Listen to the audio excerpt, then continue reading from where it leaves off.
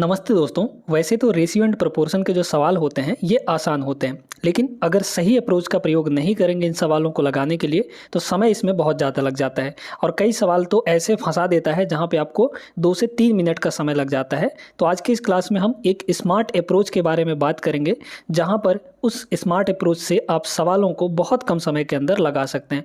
वो अप्रोच ही आपको सीखना है, तभी सवालों को कम समय के अंदर लगा पाएंगे, अदरवाइज इनमें फंसे रह जाएंगे। ठीक है ना? पूरा वीडियो जरूर देखिएगा शुरू से लेकर अंत तक। एक एक कॉन्सेप्ट, एक एक तरीका एकदम अच्छे तरीके से समझा देंगे। पहला सवाल क्या दिया गया है? दो संख्याओं का अनुपात यहाँ पर 5 और 8 है। यदि पहली संख्या में 40% और दूसरी संख्या में 15% की कमी हो जाती है, इसमें 40% बढ़ जाती है और दूसरे वाले में 15% कम हो जाता है, तो नया रेशियो क्या बनेगा? ठीक है, अब यहाँ पर है क्या? पहले संख्या का जो अनुपात दिया है वो 5 रेशियो में है और दूसरे संख्या का अनुपात यहाँ पर 8 रेशियो में है। पहले संख्या में 40% बढ़ाएगा। कोई भी संख्या अपने आप में 100% होती है, 40% बढ़ाएंगे तो 140% हो जाएगा। तो पहली संख्या का 140%, 140% है ना, परसेंट यानी डिवाइड बाई 100, ये हो गया। फिर यहाँ पर दूसरी संख्या में 15% की कमी होती है, तो 100% में 15% की कमी करेंगे तो 85% बचेगा, है ना। तो दूसरी संख्या हमारी 85% बच गई, 85% यानी डिवाइड बाई 100। अब कह रहा है नया अनुपात, तो नया अनुपात यहाँ पर निकाल लीजिए, काट लीजिए 100 से, ये 100 आपका कट गया, है ना। 5 से इसको काटेंगे तो ये 17 बार में कट जाएगा। 8 से इसको डायरेक्ट काट दीजिए तो ये हो जाएगा आपका 8 एक कम 8, है ना। फिर बचा 6 तो नहीं कट पाएगा, है ना। 8 से तो नहीं कटेगा, 4 से काट दीजिए, 4 से ये कटेगा 2 बार में और 4 से इसको काट देंगे हम लोग तो 4 तियाँ 12, ठीक ना। अब 2 बचा, 4 पंचे 20, तो इधर हो गया 35 और इधर 2 गुणे 17 मतलब 34। तो 35 और 34 का रेशियो ऑप्शन नंबर ए होगा। ये तरीके हैं, कुछ अच्छे से सीख लेंगे, बिना एक्स माने ऐसे सवालों को करिएगा।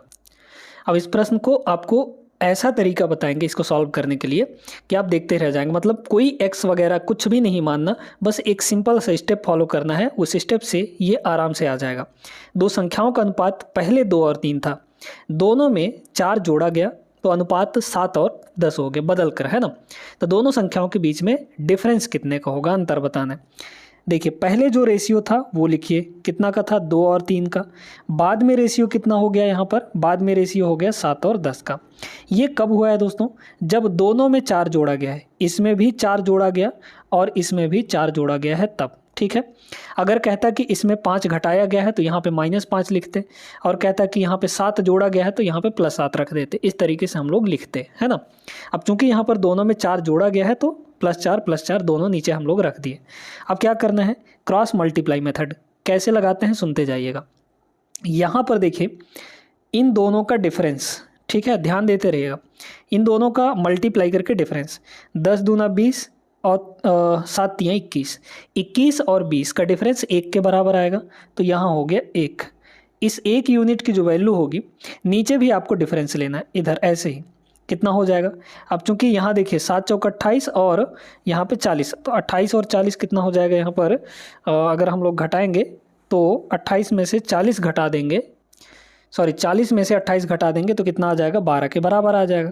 तो 1 की वैल्यू 12 हो गई, है ना। या फिर डायरेक्ट हम आपको एक तरीका बताते हैं, नीचे अगर सेम वैल्यू हो तो आप इन दोनों का डिफरेंस ले लीजिए। 7 और 10 का डिफरेंस 3 आएगा, 3 का मल्टीप्लाई 4 से, मतलब दोनों में से किसी एक से मल्टीप्लाई कर दीजिए, ठीक है ना, तो 12 आ जाएगा।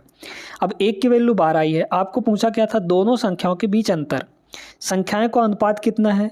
2 और 3 का। इन दोनों के बीच में अंतर कितना आएगा? 1 यूनिट का, और 1 यूनिट की वैल्यू है कितनी? 12 के बराबर, तो यही आपका आंसर होगा। अंतर हमारा 12 का होगा। समझ में आई बात कि नहीं? ये तरीका बहुत ही प्यारा है, इसको सीख ही लीजिएगा और इसी पर सवाल हम आगे करवाने वाले हैं। देखिएगा अब इस सवाल को भी उसी तरीके से आप लगा सकते हैं, लेकिन थोड़ा सा यहाँ पर ध्यान रखिएगा, आप इसको बाई ऑप्शन भी लगा सकते हैं। तो पहले हम तरीके से लगाते हैं, जो मेथड हम आपको बताए हैं, फिर उसके बाद ऑप्शन से जाएंगे कि कैसे ऑप्शन से आपको लगाना है ना। संख्याओं का अनुपात कितना है? 3 और 2 का, ध्यान देते रहिएगा। बाद में कितना हो गया? 5 और 4 का, 5 और 4 का यहाँ पर हो गया। कब हुआ है? जब पहले में 8 घटाया गया, मतलब यहाँ -8 किया गया और यहाँ दूसरी में से 6 घटाया गया। ठीक है, वही तरीका लगाइए। 4 तियाँ 12, 5 दूना 10, 10 और 12 का डिफरेंस 2 के बराबर। 2 की वैल्यू कितनी हो जाएगी? ध्यान देते रहिएगा ध्यान से। यहाँ देखिए तो कितना हो जाएगा यहाँ पर? इन दोनों का डिफरेंस ले लेंगे, है ना। तो डिफरेंस लेंगे तो कितना हो जाएगा, यहाँ पर अगर देखें तो ये होगा आपका माइनस का 30 और 8 चौके 32, मतलब -30 और -32 2 का डिफरेंस आएगा, है ना। तो यहाँ पर हो गया 2, तो 2 की वैल्यू 2 है, मतलब 1 का वैल्यू 1 होगा। संख्याएं पूछी गई थी तो 2 और 3 के अनुपात में है, मतलब 2 की वैल्यू 2 होगी और इधर 3 की वैल्यू 3 हो जाएगी, तो 3 और 2 होगा, संख्याएं 3 और 2 होंगी। ऑप्शन बी इसका राइट आंसर होगा, ठीक है ना। अब देखिए यहाँ पर ऑप्शन से कैसे लगाएंगे, देखिए कह रहा है पहली संख्या, देखिए अनुपात पहले कितना था 3 और 2 का, पहले में से 8 घटाया जाता है तो अनुपात 5 और 4 बन जाता है, और दूसरे में 6 घटाया जाता है तो बनता है ना। अगर हम पहले वाले संख्या में, संख्याएं दी गई हमारी, यहाँ 24 है दोस्तों, 24 में अगर 8 घटाएंगे तो 16 आएगा, 16 आएगा। तो क्या यहाँ पर देखिए 5 का मल्टीपल बन पाएगा या 5 से कटने वाला कोई नंबर बन पाएगा, नहीं बन पाएगा ना, तो पहला ऑप्शन नहीं होगा आपका। भाई बोला है ना कि पहली संख्या में अगर 8 घटा दिया जाता है तो वो यहाँ पर 5 अनुपात में आ जाता है, मतलब 5 से कटने वाला कोई नंबर आ जाता है, तो नहीं आया। सेकंड ऑप्शन में देखिए 3 है, 3 में से अगर 8 घटा दें तो -5 मिलेगा, तो ये 5 से कटने वाला एक नंबर आ गया, भले माइनस प्लस है उससे कोई फ़र्क नहीं पड़ता है, लेकिन एक संख्या तो मिला है ना हमको, ठीक है। तो इसको भी पेंडिंग में रखिए। मान लीजिए तीसरे को देखते हैं, 2 है यहाँ पर, 2 में से 8 घटाएंगे अगर तो माइनस का 6 आएगा, 5 से कटने वाला नंबर नहीं मिला, तो ये ऑप्शन आपका होगा ही नहीं। इसको देख लीजिए, यहाँ 16 है तो 16 में से 8 घटाएंगे 8 ही आएगा, 8 जो है 5 से नहीं कटना, मतलब 5 यूनिट की वैल्यू यहाँ पर नहीं होगी, है ना। तो डी ऑप्शन भी आपका ख़त्म हो गया, बचा क्या है, एक ही ऑप्शन, वही आपका राइट आंसर होगा। इस सवाल को देखिए, ये भी उसी टाइप का है ना। दो संख्याओं का अनुपात 9:11 है, यदि इन प्रत्येक में से 4 घटाया जाता है तो 7 और 9 हो जाता है। इन दोनों संख्याओं का योग निकालना है आपको। देखिए पहले रेशियो कितना था 9 और 11 का, बाद में कितना हो गया 7 और 9 का। कब हुआ है, जब 4 घटाया जाता है, इसमें भी 4 घटाया गया, इसमें भी 4 घटाया गया, दोनों जगह घटाना ही हो रहा है तो ऐसे ही ले लीजिए, कोई फ़र्क नहीं पड़ेगा। हाँ लेकिन अगर एक जगह घटाना एक जगह जोड़ना होता, मतलब एक जगह बढ़ा और एक जगह कमी, तब हम लोग साइन के साथ रखते। अगर सेम चीज़ें हो रही है दोनों के साथ तो साइन को इग्नोर कर सकते हैं, है ना। देखिए अब वही 81 हो जाएगा, ये हो जाएगा 77, है ना। तो 81 में से अगर हम लोग 77 घटाएंगे तो पहले 80 में से, अगर देखिए 81 में से अगर हम लोग 71 या फिर 81 में से 77 अगर घटा दें तो यहाँ पर 4 बचेगा आपका, है ना, सॉरी, है ना, ठीक है 4 बचेगा। तो 4 यूनिट की वैल्यू होगी कितनी, इधर देखिए दोनों नीचे इक्वल है तो इन दोनों को घटा लेंगे, डिफरेंस ले लेंगे। 9 और 7 का 2 का डिफरेंस आएगा, 2 का मल्टीप्लाई 4 से कर देंगे तो ये 8 हो गया। 4 की वैल्यू 8 है, 1 की वैल्यू 4 हो जाएगी। क्या बोला था, दोनों का योग। हमारे पास दोनों का योग कितना होगा 9 और 11 यानी कि 20, तो 20 है ना, 20 है, ठीक है। तो 20 की वैल्यू कितनी हो जाएगी यहाँ पर, सॉरी ये 20 चौक 80 हो रहा है क्या, 80 तो ऑप्शन में दिया, अच्छा एक सेकंड यहाँ गलती हो रहा है ना। यहाँ पे आपका 1 का वैल्यू 2 होगा, है ना, 4 की वैल्यू 8 तो 1 की वैल्यू 2, तो दोनों का योग कितना है यहाँ पर 9 और 11 यानी कि 20। 20 की वैल्यू कितनी हो जाएगी बताइए, 1 की वैल्यू 2 तो 20 की वैल्यू 40 होगी, 40 मतलब option number B is the right answer. आगे चलते हैं प्रश्न नंबर 5 पर। अब इस सवाल को देखिए, इसको भी उसी तरीके से आप लगा सकते हैं, वीडियो रोक कर एक बार कोशिश ज़रूर करिएगा, है ना, लगा लेंगे आप लोग। 7 11 के प्रत्येक पद में क्या जोड़ा जाना चाहिए ताकि यहाँ पर 4 और 5 के बराबर हो जाए बाद में अनुपात। पहले कितना था यहाँ पर, एक सेकंड, पहले कितना था यहाँ पर बताइए, 7 और 11 का रेशियो था, बाद में कितना हो गया यहाँ पर 4 और 5 का रेशियो हो गया। कब, मान लीजिए कि दोनों में x जोड़ा जाता है, यही x की वैल्यू फाइंड करनी है। निकालिए तो ज़रा, यहाँ पर इन दोनों का डिफरेंस 7 पंजे 35 और 11 चौके 44, 44 और 35 में 9 का डिफरेंस है, तो यहाँ हो गया 9। यहाँ कितना आ जाएगा, यहाँ पर देख लीजिए 4x 5x घटाएंगे तो 1x आ जाएगा, मतलब x की वैल्यू 9 हो जाएगी, ऑप्शन नंबर बी होगा। वैसे भी अगर देखा जाए तो 7 में 9 जोड़ेंगे तो कितना होगा, 7 में 9 जोड़ेंगे तो 16 होगा, है ना, और यहाँ पर 11 में 9 जोड़ेंगे तो कितना होगा 20 हो जाएगा। तो क्या यहाँ पर 4 और 5 का रेशियो बन रहा है, बिल्कुल बन रहा है। 4 से दोनों काटेंगे, 4 चौक 16, 4 पंचे 20, बन गया रेशियो कि नहीं, तो ऑप्शन नंबर बी ही इसका राइट आंसर होगा। इस तरीके से आप लोग लगा सकते हैं। अब इस सवाल में दोस्तों थोड़ा सा घुमाया है उसी टाइप का सवाल लेकिन थोड़ा सा घुमा दिया है। बताइए, शिवानी और परिणीता के बीच कोई धनराशि 5 और 7 के अनुपात में बांटी गई। तो यहाँ पर शिवानी है और यहाँ पर परिणीता है। देखिए अनुपात कितना है, 5 और 7 के रेशियो में है। जो पैसा मिला है उनको 5 और 7 के रेशियो मिला है। अब कह रहा है कि यदि शिवानी को 5 रुपये दे देती है, कौन, परिणीता, परिणीता यहाँ से इसको दे दी 5 रुपये, तो अनुपात बदलकर 3 और 4 हो जाता है। एक सिंपल सी बात बताइए, परिणीता अगर 5 रुपये इसको देगी तो इसमें 5 रुपये कम हो जाएगा, है ना, परिणीता के पास 5 रुपये कम हो जाएगा, और वही 5 रुपये इसके पास दी है तो इसके पास 5 रुपये बढ़ जाएगा। तो जब ऐसा होता है तो अनुपात कितना हो जाएगा, 3 और 4 का। बस वही चीज़ तो बन गया है, यहाँ पर सॉल्व कर लीजिए। कितना होगा, 20 और 21, 20 और 21 का 1 का डिफरेंस, 1 की वैल्यू हो जाएगी, यहाँ देखिए अब ध्यान रखिएगा प्लस माइनस का, यहाँ होगा -15, यहाँ होगा प्लस का 20। ये बताइए प्लस का 20 है और माइनस का 15 है, दोनों के बीच में डिफरेंस लेंगे तो इसे ऐसे करेंगे कि नहीं, तो 20 और प्लस 15 हो जाएगा, ये मतलब 35 हो जाएगा, है ना। तो इनमें मत फंसिएगा, ये नहीं कि 20 और 15 का डिफरेंस 5 आ रहा है, 5 ले ले तो गलत हो जाए। तो यहाँ पर 1 की वैल्यू 35 हो गई। हमको क्या पूछा था, विभाजित की गई धनराशि कितनी हुई, तो विभाजित की गई टोटल धनराशि कितनी होगी, भाई बांटा गया तो 5 और 7 के रेशियो में बांटा गया, यानी कि टोटल कितना रहा होगा, 5 और 7 12 रहा होगा। 12 की वैल्यू निकाल लीजिए, 1 की वैल्यू 35, तो 12 की वैल्यू कितनी होगी, 35 गुणते यहाँ पर 12 हो जाएगा। करिए, 35 दूना 70 और 350, 350 और 70 जोड़ेंगे हम लोग तो 420 आ जाएगा। मतलब option number second is the right answer. आगे चलिए बढ़ते हैं अगले प्रश्न पर। इसको देखिए, ये भी उसी टाइप का ही सवाल है। एक थैले में लाल गेंद और हरी गेंद का अनुपात 15 और 26 है। यहाँ पर रेड बॉल्स हैं और यहाँ पर आपकी ग्रीन बॉल्स हैं। इनका जो रेशियो है वो 15 और 26 का है, 15 और यहाँ पर 26 का है। यदि थैले में 12 हरी गेंदें और डाल दी जाती हैं तो लाल गेंद तथा हरी गेंद का अनुपात जो है वो आपका कितना हो जाता है, यहाँ पर 1 और 2 का हो जाता है। अच्छा, थैले में 12 हरी गेंदें, है ना, तो ग्रीन यहाँ पे बॉल्स कितने, 12 और ऐड किए गए हैं, लेकिन रेड बॉल्स नहीं ऐड किए गए, यानी कि 0 जोड़ा गया है उनमें। तो रेशियो कितना हो जाता है, 1 और यहाँ पर 2 का हो जाता है। थैले में कितनी लाल गेंदें थी बताइए, क्रॉस मल्टीप्लाई, 15 दूना 30, 26 एकम 26, 30 26 का डिफरेंस 4 आएगा। यहाँ देखिए 12 एकम 12, ये तो 0 ही हो जाएगा, तो 12 माइनस 0 यानी कि 12, 4 की वैल्यू 12, 1 की वैल्यू 3 हो जाएगी। थैले में कितनी लाल गेंदें, रेड बॉल्स कितनी है 15 यूनिट, 1 की वैल्यू 3, तो 15 की वैल्यू 15 3 45, है ना। तो 45 के बराबर right answer option number C होगा। इस तरीके से अगर आप स्पीड रखते हैं सवालों को लगाने की तो अच्छा स्कोर कर पाएंगे। देखिए दोस्तों, अब आपको यहाँ पर थोड़ा प्रोपोर्शन का ज्ञान दे देते हैं। प्रोपोर्शन कैसे बनता है और क्या होता है प्रोपोर्शन आखिरकार, है ना।